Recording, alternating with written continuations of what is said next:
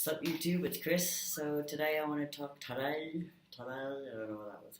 Today I want to talk about the first top surgery consult I had with a doctor back in Chile. So I flew to Chile, to Santiago, the capital, and I had a little wander on the internet looking for any plastic surgeons in Santiago that knew about this sort of subject, and I came across one who was actually on a trans website.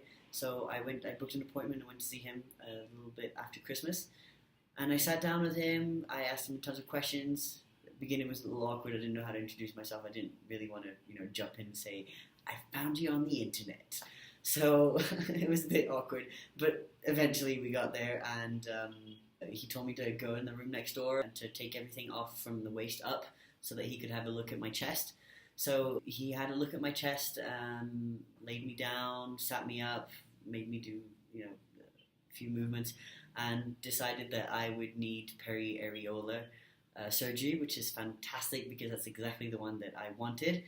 So periareolar, for people who don't know, it's basically you've got your nipple, and on both breasts, you've got your nipple, and they basically make an incision around it, and then a smaller incision as well inside the nipple. So you've got two round ones, and they take everything out from that incision, and then they sort of take a little bit of the areola off so that it's smaller, just to correspond to the male's chest, and then they bring the skin back to the areola and the nipple, and to create a flat chest. So I'm really happy that the doctor said that that's the surgery that I need. We had a little talk about pros and cons, so I'm just going to run through them with you. Well, let's start with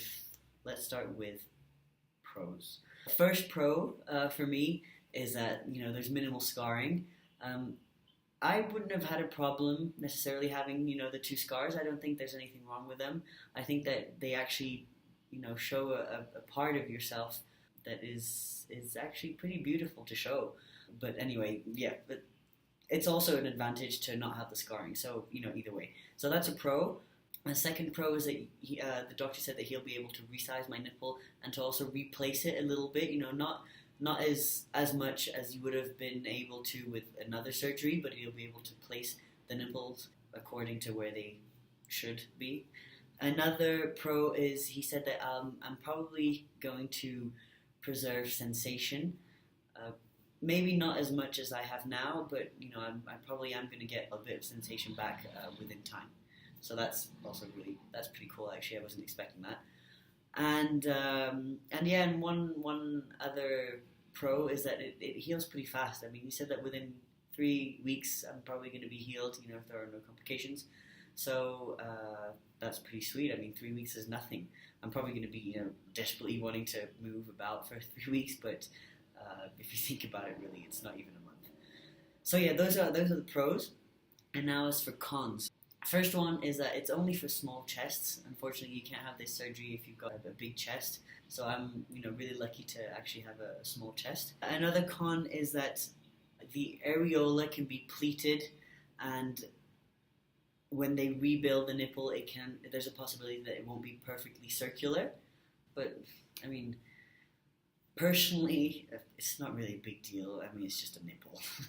But yeah, that's a con.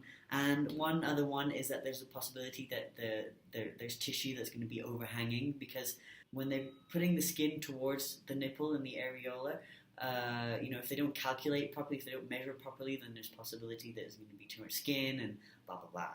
Yeah. So yeah, those are the pros and cons. We then went through what I would need to present to him legally so that we can go through the surgery. So he said 3 things. I need a letter from my endocrinologist, a letter from a psychiatrist, because that's how things work in South America still. I'm not sure about other countries. Maybe a psychologist in other countries. Anyway, and the last thing I need is like a legal letter from a notary. So that's big. It's a big thing as well in South America. They love notaries. So yeah, those are the 3 legal documents that I need. So I'm back in Bolivia right now, so I can get the endocrinologist letter and the psychiatrist letter in Bolivia, but the notary one I need to do in Chile. because it needs to be national. But once I present those 3 documents to the doctor, I just need to ask for an appointment, and it'll probably take about 2 weeks. And yeah, I can get surgery. At the moment, I'm assembling paperwork so that I can ask my insurance if they cover it, because unfortunately it's very, very expensive. It's more expensive than it would be in the US, for example. So I'm trying to find out if my insurance will cover it, because if they do, that's fantastic. And if they don't, then I'm probably gonna have to find another place to do it, because it's just too expensive. Yeah, so yeah, that's what happened. I'm really excited actually. I didn't think that it was going to happen so quickly. I mean, this is really quickly. I'll definitely keep you posted how it goes. If everything goes okay, then I'll probably be getting surgery in February or March. And yeah, and I'll be recuperating in Chile. My mum lives there, so she'll be able to help me out with the recuperation. And yeah, that's about it. Yay! I'm excited. So yeah, speak to you soon. Bye.